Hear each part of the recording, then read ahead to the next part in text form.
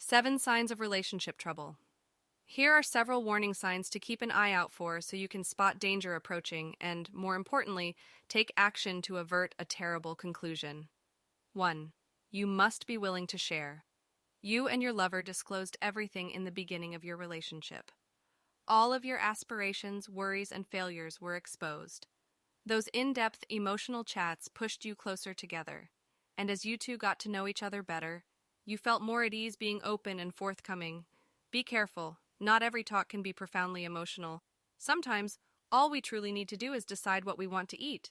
However, if all of your chats are quite routine and utilitarian, and you aren't having any significant conversations, particularly about the future or the relationship itself, it may be a sign that one or both of you are drifting apart. 2. Scattering dirt. We often combine our identities and think of our partner as an extension of ourselves because our partner is such a significant part of who we are. We see our partner's triumphs as our own when we include them in ourselves in this way. Aaron et al., 2022. Similar to how their failures and everything negative about our partner also reflect adversely. 3. We changes into me. Pronoun usage is a seemingly insignificant detail that could have an effect on your connection. But even those little statements can reveal a lot about how strong your relationship is. Happy couples have a strong sense of interdependence and frequently use pronouns in the plural like we, us, and our. 1998, Agnew et al. For instance, if you inquire about their preferred TV program, a couple in a happy relationship would respond, "We really enjoy watching The Bachelor and Schitt's Creek." Even when their partner isn't present, they're using the pronoun we, since they consider themselves to be a part of a pair. When your partner starts using more pronouns like I, me, and mine, it may indicate that they are beginning to think of themselves more as a solitary individual rather than as a member of a pair. 4. Work is important. Everybody wants their relationship to be interesting and fun. But eventually, life gets in the way, and things start to slow down. You must have duties as an adult, like going to work and paying bills. This serene stability is a typical stage in a relationship's development. Comfortableness is one thing, but complacency and sloth are quite another. You don't want to accept an existence of dullness. 5. Attitudes toward friends. What's your opinion on your partner's friends? What are they thinking of your friends? The answers to those queries offer hints about the direction your relationship will take. According to research, couples are on the right road if they enjoy hanging out with each other's friends. Fiore et al., 2018.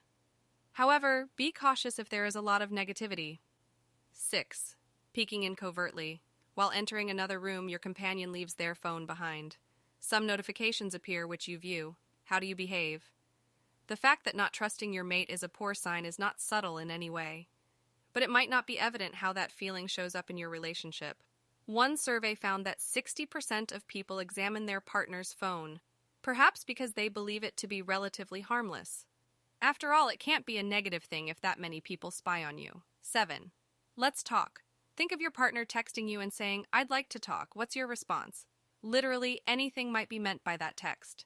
Ideally, you'll be upbeat and believe it's about something good, like a potential work promotion. If you're hesitant, though, it can be a subtle indication that your relationship isn't as strong as you'd like to think.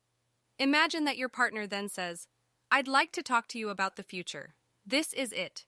The talk about who we are and where this relationship is headed is the important one." What do you think? Positive or filled with dread? You are not alone if you feel a little apprehensive. According to earlier studies, having the talk is the most taboo subject in partnerships. Baxter and Wilmot, 1985. However, just because it's a common phobia doesn't mean it's acceptable to avoid the conversation or feel this nervous. Instead, that hesitation can indicate a problem. The "what are we and where is this going" discussion is frequently extremely fun for those in healthy relationships. What could be better than talking about your common life? However, you should investigate why if that conversation brings on more agony than happy anticipation. It also implies that you ought to have the conversation to sort things out.